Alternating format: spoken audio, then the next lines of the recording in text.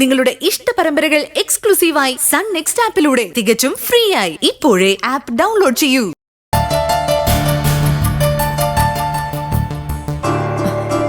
അല്ല, എല്ലാരും ഇവിടെ നിൽക്കാതെ വാ, അകത്തേക്ക് വാ. അത് ശരിയാ. നടക്കുവാനെ മോളെ വാ. ഹാപ്പിയല്ലേ?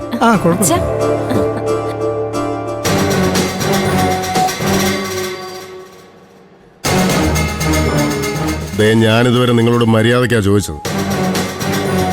സത്യം സത്യമായിട്ട് പറഞ്ഞില്ലെങ്കിൽ എന്റെ വിധമാറും. അയ്യോ സാറേ, ഞാൻ സത്യം തന്നെയാ പറഞ്ഞത്. ഇതെനിക്ക് സച്ചി സാറ് തന്ന സ്വർണം തന്നെയാ. അതല്ലേ ഞാൻ അത്ര ധൈര്യത്തിൽ പണയം വെക്കാൻ കൊണ്ടുപോയത്. ആ മാന്യൻ ഇങ്ങനത്തെ ഒരു ചതി കാണിക്കുമെന്ന് സ്വപ്നത്തിൽ പോലും ഞാൻ കരുതിയില്ല സാറേ. നിങ്ങൾ അവിടെ വെച്ച് പറഞ്ഞത് നിങ്ങളുടെ മകന്റെ കല്യാണത്തിന് കിട്ടിയ സ്വർണ്ണമാണിതെന്നല്ലേ?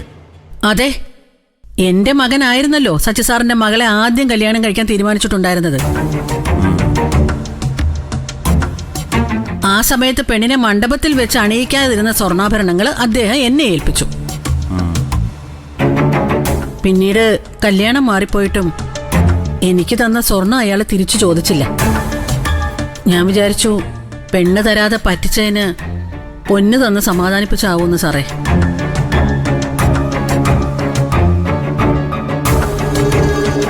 നിന്റെ അമ്മ ആളൊരു സംഭവം തന്നെയാണല്ലോ ഇന്ദിര.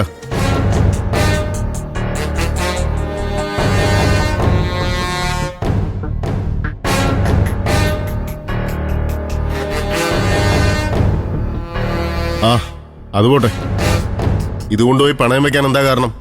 കാശിനും വല്ല അത്യാവശ്യം ഉണ്ടായിരുന്നു? അതോ വേറെന്തെങ്കിലും ഉദ്ദേശം ഉണ്ടായിരുന്നോ? അയ്യോ, വേറെ ഒരു ഉദ്ദേശവും ഇല്ല സാറേ. കാശിന് വേണ്ടി തന്നെയാ. കല്യാണ ആവശ്യത്തിന് വേണ്ടി ഞാൻ സച്ചി സാറിന്റെ കയ്യിൽ നിന്ന് ഒരു 25 ലക്ഷം രൂപ വാങ്ങി എന്റെ മകൻ ഇന്ദ്രന് കൊടുത്തിരുന്നു.